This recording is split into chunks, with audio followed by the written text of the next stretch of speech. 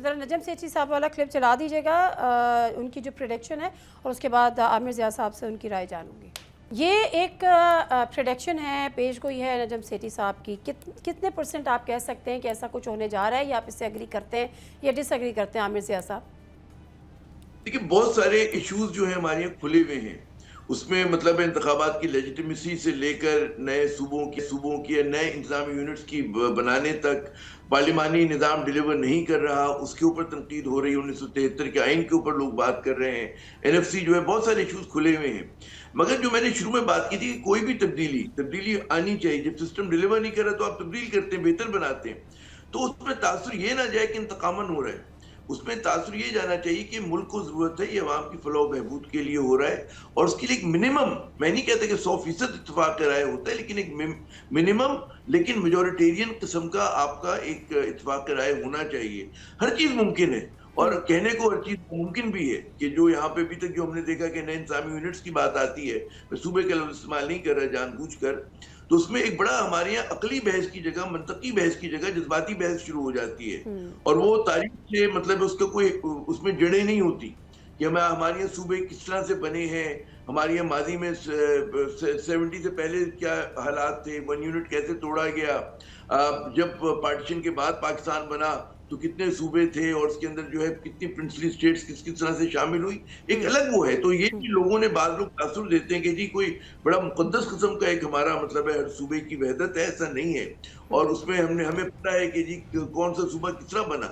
यकीनन वो कहते हैं कि नए इंतजाम यूनिट बनते हैं तो सूबा भी वही होगा, वहाँ के लोग भी होंगे, वहाँ की सकाफत भी होगी। सिर्फ ये होगा कि लोगों का काम सहल हो जाएगा, ग्रास रूट डेमोक्रेसी होगी, अगर आप इस काम के लिए कर रहे हैं काम। लेकिन शर्तें होंगी बहुत सारी कि अगर आप मतलब है इंतखाबात करवाते, तो पहला शर्त है भाई, इंतखाबात अगर आपने मुतनाज़ा कराए तो मामला नहीं चलेगा। आपको गैर मुतनाज़ा इंतखाबात की जरूरत है, आपको गवर्नेंस में शफाफियत की जरूरत है, आपको मेरिट बेस्ड सिस्टम की जरूरत है, आपको डायनेस्टिक पॉलिटिक्स के खात्मे की जरूरत है, पोलिटिकल पार्टीज की रिफॉर्म की जरूरत है। तो बहुत सारे इश्यूज हैं। तो कहाँ से हमारा पहले स्टेप क्या होगा? और उसमें इन बड़ी सियासी जमातों को अपने एनलाइटेंड सेल्फ इंटरेस्ट में इनको इस तब्दीली का साथ देना चाहिए, ना कि इसके सर ये आपकी एडवाइस है, और डेफिनेटली एकेडमिक डिबेट है और ये होनी चाहिए। But on the other side, जब हम सियासी गुफ्तगू करते हैं, जिस तरह से राना साहब ने ये कहा कि सिंध में से आप कराची निकाल दें तो पीछे सिंध रह क्या जाता है?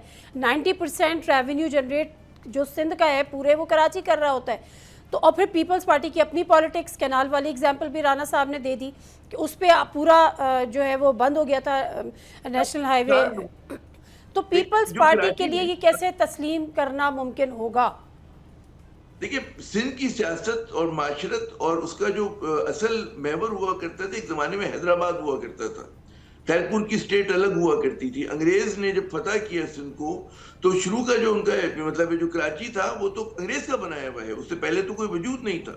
तो सिंध मतलब है, इस वक्त कराची की अहमियत क्यों है कि यहाँ पर बहुत ज्यादा मतलब है कि इंडस्ट्री है और टैक्स देता है, लेकिन बाकी गैस निकल रही है, सुने मेरी बात, कहीं पे गैस निकल रही है, कहीं पे कोयला निकल रहा है, कहीं पे मतलब है विंड का कॉरिडोर है। तो सिंध ऐसा नहीं है, सिंध बहुत ही एक रिच सूबा है।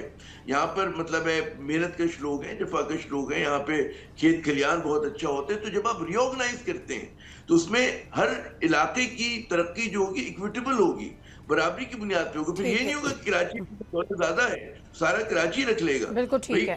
मैं साउथ सिंध की बात करूं, हमारे साथ के डिवीजन है बंबोर, ठीक है ना, ये जो कोस्टल बेल्ट का है, बहुत पसमानदा है, उस बेचारे की नुमाइंदगी भी नहीं है। तो भाई उसकी नुमाइंदगी होनी चाहिए अगर कोई नए डिवीजन बनते हैं। बिल्कुल साउथ और बिल्कुल सही है। और फिर वही वाली बात कि एक बिल आ जाए तो उस पर फिर खुल के डिबेट होगी कि हमारे पास एक ब्लूप्रिंट होगा, स्क्रिप्ट होगा। मैं कह रहा हूं सिंध के खिलाफ नहीं होगा ये, बिल्कुल ठीक है, सिंध के खिलाफ नहीं होगा और होना भी नहीं चाहिए। आमिर इलियास राना साहब, अब पीटीआई ने दे दी है कॉल 27 सितंबर की, ऑल तो कि बड़ा बैकलैश आया, कुछ लोगों के रिजर्वेशन भी आई, क्रिटिसिज्म भी हुआ कि वाई 27 सितंबर। आज जो मेरी भी मुलाकात हुई सोहेल आफरीदी साहब से और बहुत सारे जर्नलिस्ट मुख्तलिफ फेजेस में उनसे मिल रहे हैं। He was very confident. उन्होंने कहा हमने हर रास्ता अपना के देख लिया, खामोशी इख्तियार करके देख ली, बातचीत की कोशिश भी कर ली, वज़ीर आज़म को भी फ़ोन कर लिया, मुफाहमत की कोशिश भी कर ली, अब हमारे पास कोई ऑप्शन नहीं है। अब हुकूमत क्या सोच रही है, इंगेज करेगी या वो 26 नवंबर होगा? देखें, पहली बात तो ये है कि 27 सितंबर जब आएगा तो पता चलेगा कि एंगेजमेंट किस लेवल की थी और 26 नवंबर होगा नहीं होगा। ये बात सोहेल अफरीदी और जो लोग इसकी इंतजामिया है ना, उनके सोचने की है कि जब बड़क लगा के कफन पहना के लोगों को लाया गया तो अली अमीन गंडापुर और बेगम बुशरा गई तो वो दोनों ही थे ना, और उमर अयूब उनके साथ थे। वो छलावे बने, वो उस रोड से सारे बैरियर तोड़ते हुए चले गए। सीमेंट के ब्लॉक उनकी गाड़ी में कोई बटन लगे हुए थे जो हॉलीवुड में भी नहीं होते, और वो छोटी सी सड़क से वो निकल के हरीपुर और मानसेरा पहुंच गए। वो तो किसी ने राज नहीं बताया। अच्छा, अब सोहेल अफरीदी के पास कौन से छलावे होंगे या वो कौन सी जंजील होगी जिसमें ये लोगों को छुपा के इस्लामाबाद ले आएंगे, और वो आज मैंने उनका कहीं सुना पढ़ा देख रहा था 20 लाख लोग लेके आएंगे हम। इमरान खान फुल पीक पे 25 मई 2022 को शवाबी में कई घंटे, 2 घंटे से ज्यादा रुके रहे खुद।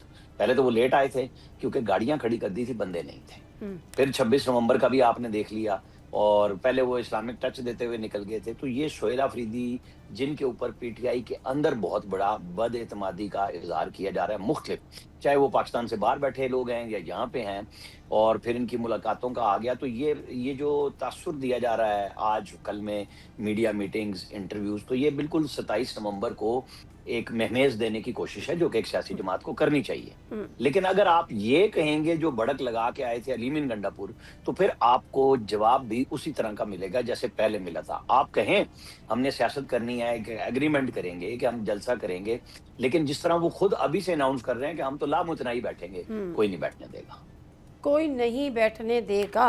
अच्छा, अब आमिर ज़िया साहब, अब मामला ये है कि जब मोहसिन नकवी साहब बीइंग अ कैबिनेट मेंबर और उनके पास बड़ा एक स्ट्रॉन्ग और हैवी वेट पोर्टफोलियो भी है, वो कहते हैं सिस्टम कोलैप्स हो गया। वो और फिर हकीकत भी है, मैं ये नहीं कह रही हकीकत ये कि सिस्टम कोलैप्स हो गया, लेकिन investment in terms of investment, in terms of economic situation और इंस्टेबिलिटी, अब इसमें एक और इजाफा हो, फिर जो लॉ एंड ऑर्डर है, जो टेररिज्म के मामलात हैं, वो हमारे और आपके सामने है। बलूचिस्तान हो गया, केपी हो गया, फिर कश्मीर की जो इस वक्त हालात चल रहे हैं। अब इसमें आपको नहीं लगता कि हुकूमत बजाय इसके कि इनको ये कहीं ना कहीं कोई जवाब भी दे किसी मज़ामत का, कहीं ना कहीं कोई इंगेजमेंट करे, कोई बात करे, और उनका पहला मुतालबा क्या है कि खान तक रसाई दे।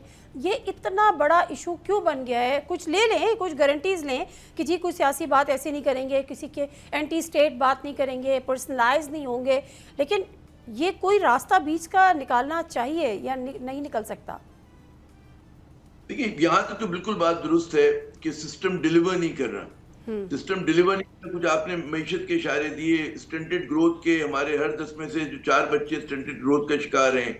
हम लोग बच्चों को मतलब पाकिस्तानी जो 55% उन्हें पीने का पानी नहीं मिल रहा है। हमारे यहाँ जॉब्स नहीं है नौजवानों के पास, आ रहे हैं। तो ये नजर आता है कि सिस्टम डिलीवर नहीं कर रहा अवाम के लिए, अवाम के मफाद में नहीं है। अब उसमें मतलब है कि करेला नीम चढ़ा भी है, तो उसमें आपके दहशतगर्दी भी है, सियासी अदम इस्तेकाम भी है, गुर्बत में भी इजाफा हो रहा है, लोगों की क़ुव्वत खरीद भी कम हो रही है। उसमें हुकूमत के जो फैसला साज हैं, जो साहिबान इक़्तिदार और इख्तियार हैं, उनको ये सोचना चाहिए कि उनको जो है आंच को बढ़ाना है, पाकिस्तान की सियासत को हमेशा बॉइल पे रखना है कि उबलती रहे, खोलती रहे, या उसकी आंच को मध्यम करना है। उसमें फिर बात आ जाती है कि जो छोटे, मैं तो कहता हूँ छोटा मुतालबा है ना, रिहाई की तो बात अभी नहीं हो रही, इमरान की बात हो रही है जी मुलाकात। तो भाई मुलाकात का कोई फैसिलिटेट करे, जैसा आप फरमा रही है, कोई गारंटीज हो, कोई श्योरिटीज हो, ताकि बात हो।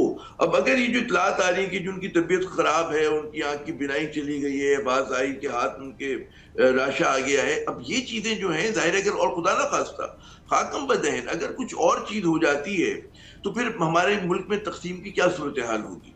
ठीक है ना। आप अगले फिर कई साल आपस में बाहम दस्तों गिरबान होने में गुजार देंगे। हमें पता है कि बलूचिस्तान में कितनी बड़ी एक मतलब हमें दहशतगर्दी के फरीद का सामना है, खैबर पख्तूनख्वा में है। फिर जो पार्टीज आपकी मेन स्ट्रीम पोलिटिकल पार्टीज हैं, मैं आज भी कहता हूँ, पता नहीं राना साहब इत्तेफाक करें नहीं, कि सबसे ज्यादा प्रो एस्टेब्लिशमेंट जमात अपने खमीर में पीटीआई है।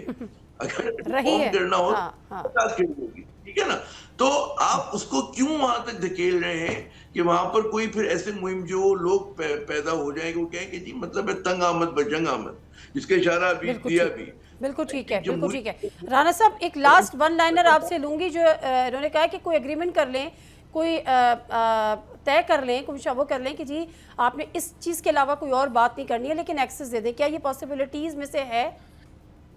देखिए, मतलब ये कोई ऐसी बात है ही नहीं जिसका कोई बंदा जी शोर रो कहे कि इमरान खान से मुलाकात नहीं होनी चाहिए। मैंने अभी बात कही थी 2 दिसंबर के बाद मुलाकातें बंद हुई जब फील्ड मार्शल के खिलाफ एग्जैक्टली ट्वीट किया गया वहां से, ठीक है? एग्जैक्टली तो ये गारंटी पहले स्पीकर को दी गई थी और उन्होंने इजाजत दिलवाई थी और मोहसिन नकवी से दिलवाई थी। अच्छा, मोहसिन नकवी से वजीर आला भी मिलते हैं, मोहसिन नकवी भी मिलते हैं जाके, बैरिस्टर गौर भी मिलते हैं। सारे लोगों की एक्सेस है।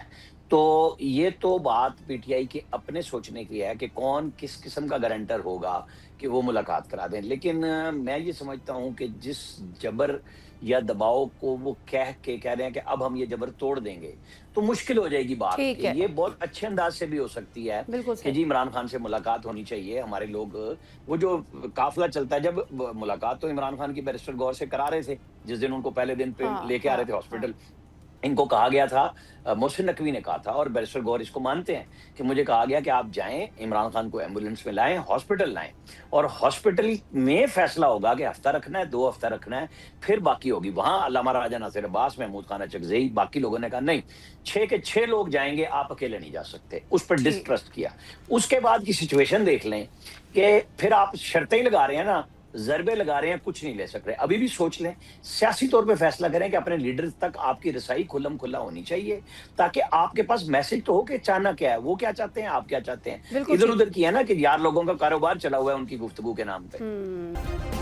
सब्सक्राइब करें और बेल दबाएं ताकि कोई खबर रह न जाए।